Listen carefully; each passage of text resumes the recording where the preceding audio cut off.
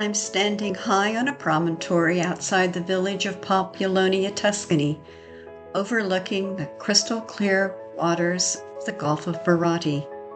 Populonia was an ancient and important Etruscan city, one of 12 centers, or Dodecapoli, city-states of Etruria, dating back to the 9th century BC.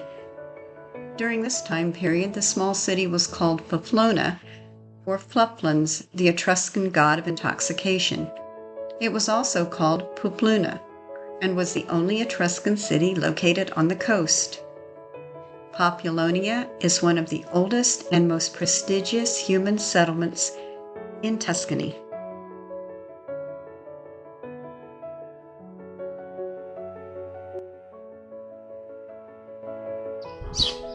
This is the main entrance into the ancient Etruscan village of Populonia, and above the main gate is the symbol of the house of Appiani, which is a dragon.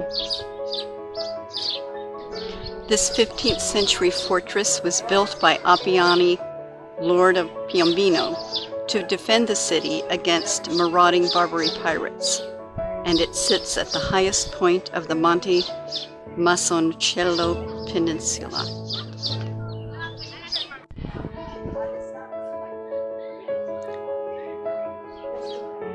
Populonia basically has one main street and one little side street.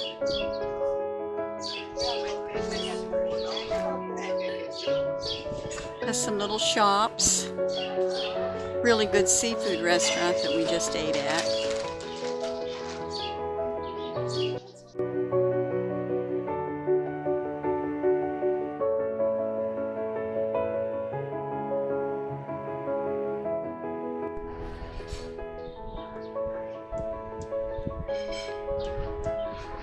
We're outside the Etruscan Museum in Populonia.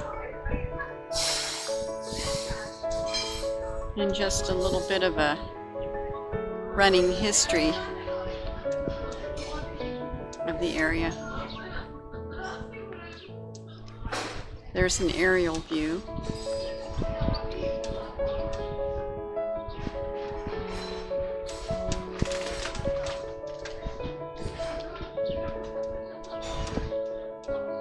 Well, let's go look at the castle, or rocca, up close in person.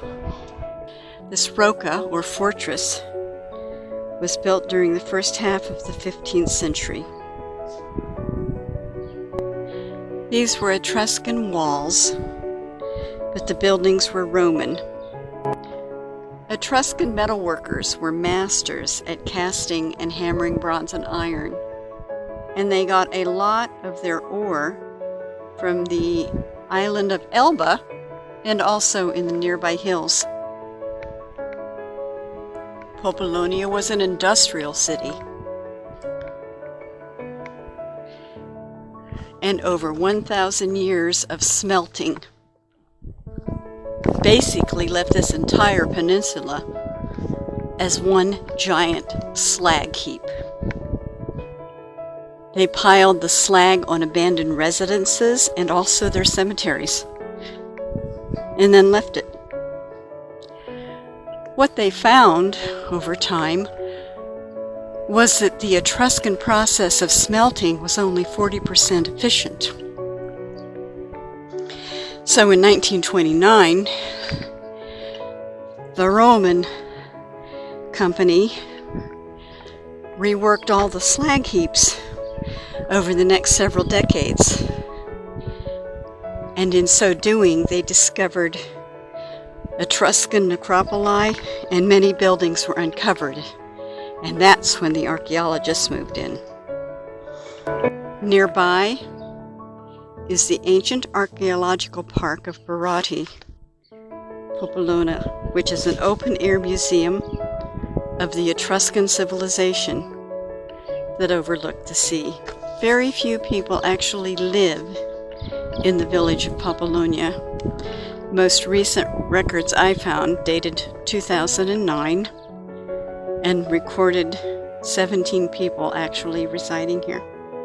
As always, thanks for joining me on my wander through Populonia, which is featured on my new app Posh.